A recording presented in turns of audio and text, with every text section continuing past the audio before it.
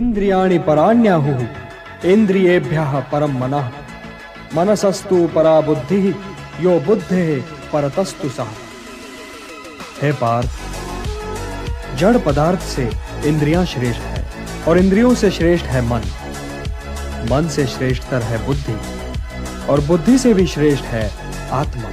तो आत्मा की चिंता करो पार्थ, आत्मा की चिंता करो और देह, इंद्रियों, मन और बुद्धि से ऊपर उठने का प्रयत्न करो। कुरुक्षेत्र, वही मैदान। अभी भी हवा में बारूद की गंध तैर रही थी। शंखों की गूंज थमी नहीं थी। अर्जुन अब खड़ा था।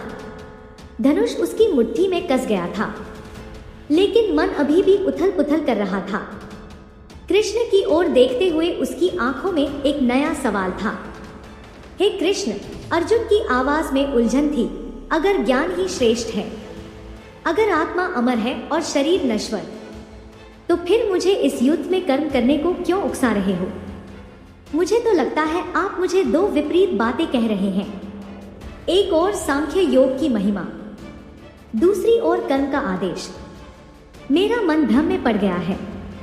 स्पष्ट कहो, कौन सा मार्ग मुझे अपनाना चाहिए? कृष्ण ने रथ की डोर को थोड़ा और कस लिया। उनकी मुस्कान अब भी वही शांत थी, लेकिन अब उसमें एक गहरी गंभीरता थी। अर्जुन, वे बोले, मैंने दो ही मार्ग बताए हैं। एक सांख्य योग, ज्ञान का मार्ग, दूसरा कर्म योग, कर्म का मार्ग। दोनों ही परम सिद्धि तक ले जाते हैं, लेकिन कोई भी मनुष्य एक पल भी बिना कर्म किए नहीं रह सकता। प्रकृति के गुण हर किसी को कर्म में लगाए रखते हैं। जो व्यक्ति कर्म से भागता है, वह मिथ्या संकल्प से भरा हुआ है। वह कभी मुक्त नहीं हो सकता। मैदान पर सन्नाटा छा गया। दोनों सेनाएं जैसे फिर से सुनने लगी। कृष्ण आगे बोले, जो अज्ञानी हैं, वे कर्म में आसक्त होकर करते हैं। जो ज्ञानी हैं, वे भी कर्म करते हैं, लेकिन बिना आसक्ति के, सिर्फ लोक संग्रह के लिए।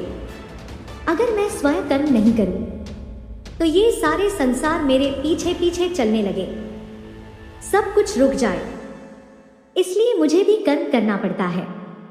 तुम क्षत्रिय हो, तुम्हारा धर्म है लड़ना। अपना कर्म छोड़कर क्या करोगे? भिक्षा मांगना? वह तो कायरता है। अर्जुन अभी भी सुन रहा था। कृष्ण की आवाज अब और गहरी हो गई। कर्म से बेहतर कुछ नहीं, लेकिन कर्म बिना फल की इच्छा के करना चाहिए।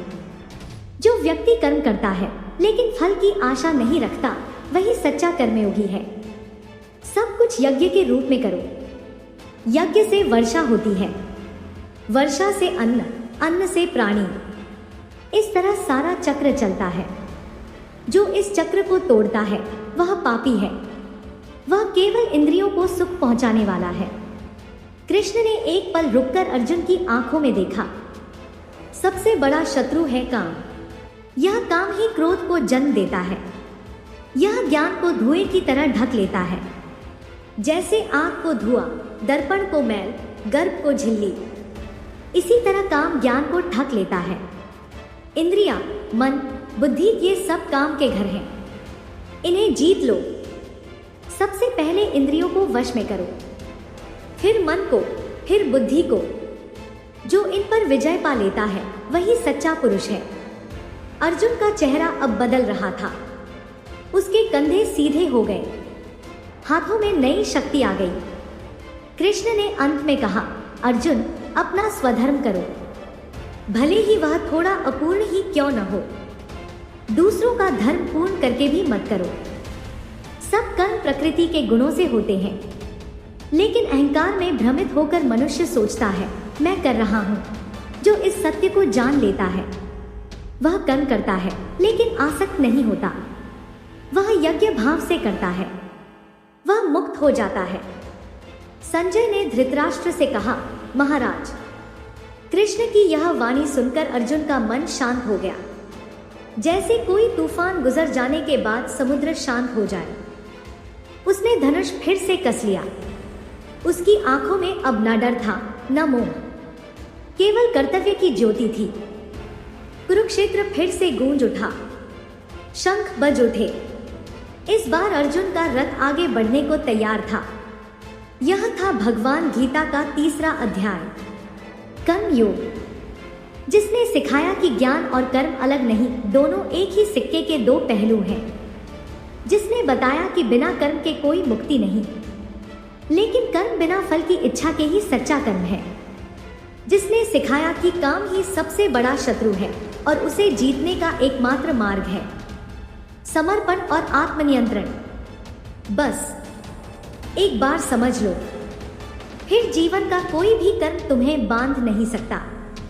तुम कर्मयोगी बन जाओगे और कर्म करते हुए भी मुक्त रहोगे।